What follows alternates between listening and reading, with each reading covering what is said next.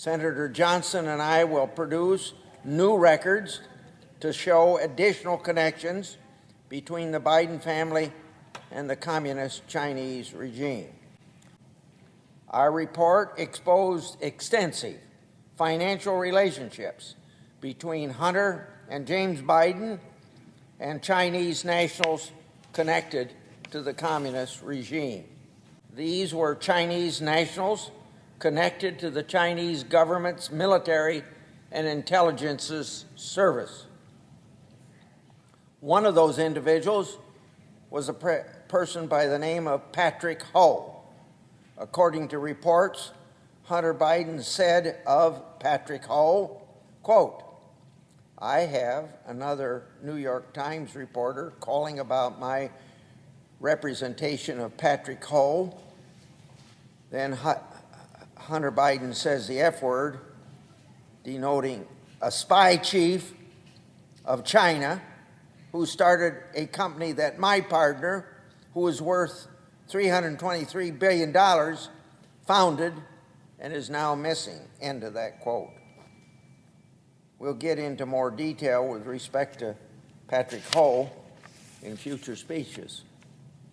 We'll do the same with Gang Wen Dong, another close associate of Hunter Biden's, who was connected to the communist regime. Now, Hunter Biden's reference to, quote, "my partner," end quote, is an apparent reference to Yi Jinping. Yi had connections to the People's Liberation Army. Yi had a company called CEFC, which had multiple variations.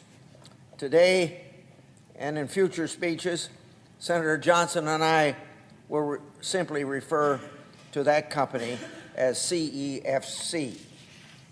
Documents show that CEFC's corporate mission was, quote, "to expand cooperation in the international energy economy and contribute to national development," end of quote.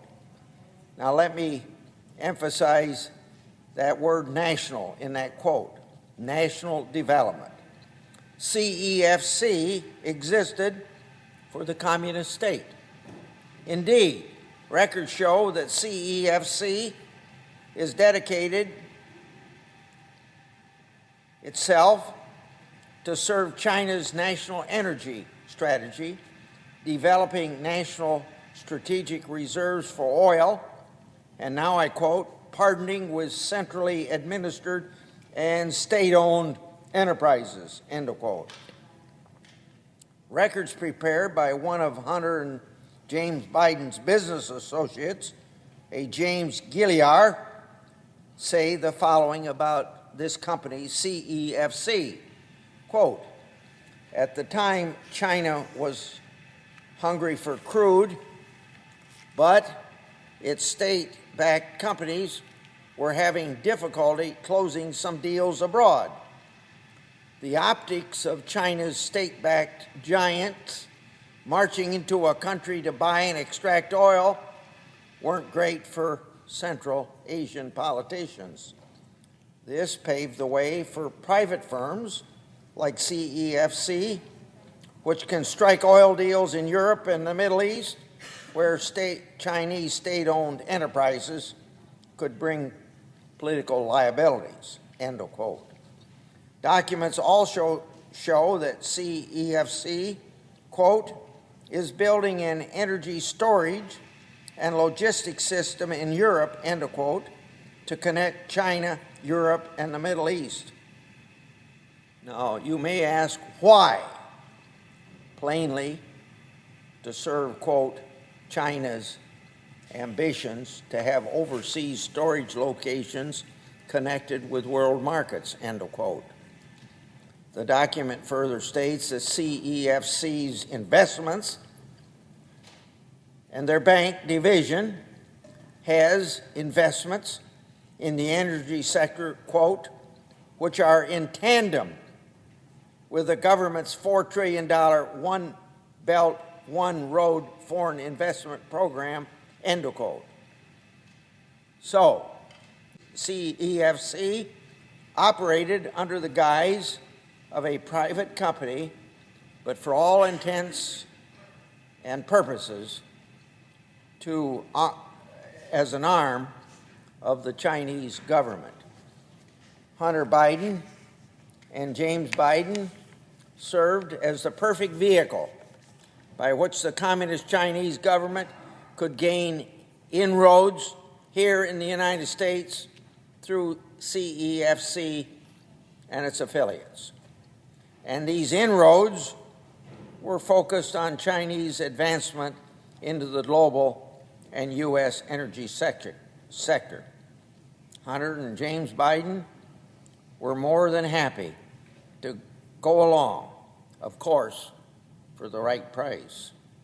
So now let's turn to the first poster, which shows bank records that hasn't been made public before now.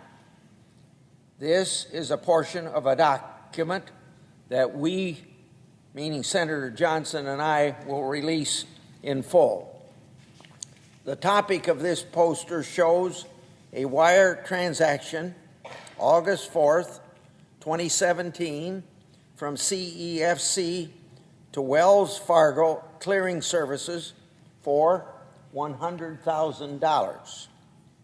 Now look at the bottom of the poster. This is the underlying data of this transaction. It states, quote, further credit to Owasco, end of quote. Owasco is Hunter Biden's firm. Now, there is no middleman in this transaction. This is $100,000 from what is effectively an arm of the Communist Chinese government direct to Hunter Biden. So a second question to the liberal media and my Democrat colleagues who accused us over the last 2 years of distributing Russian disinformation. Is this official bank document Russian disinformation?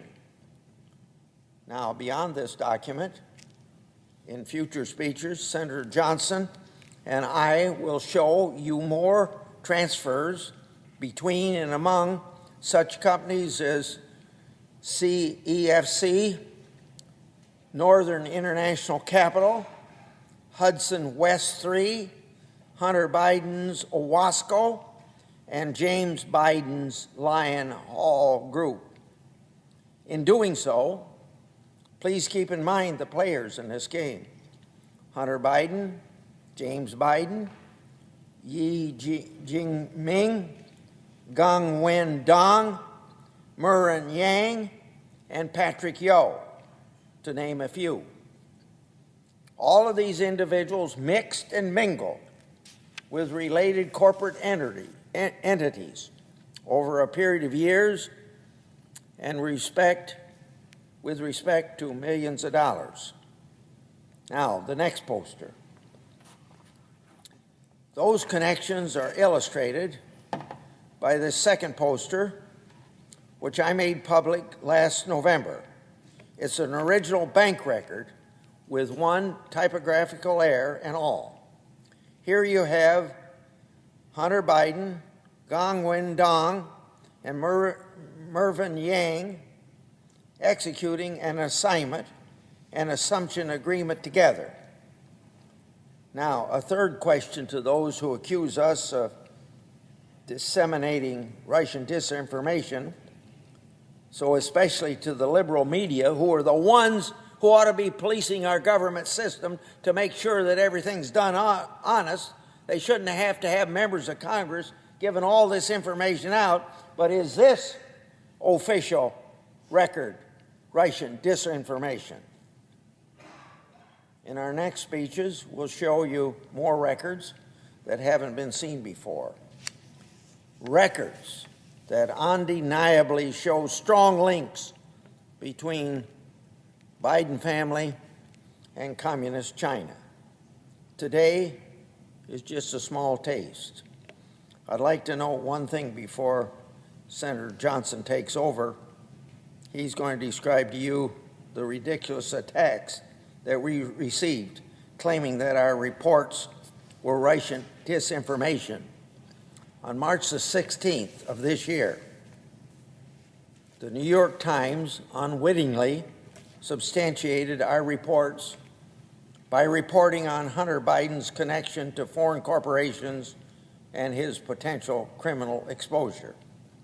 So what Senator Johnson and I made public last Congress is now a prevailing fact pattern that even the liberal media can't ignore any longer and falsely label Russian disinformation.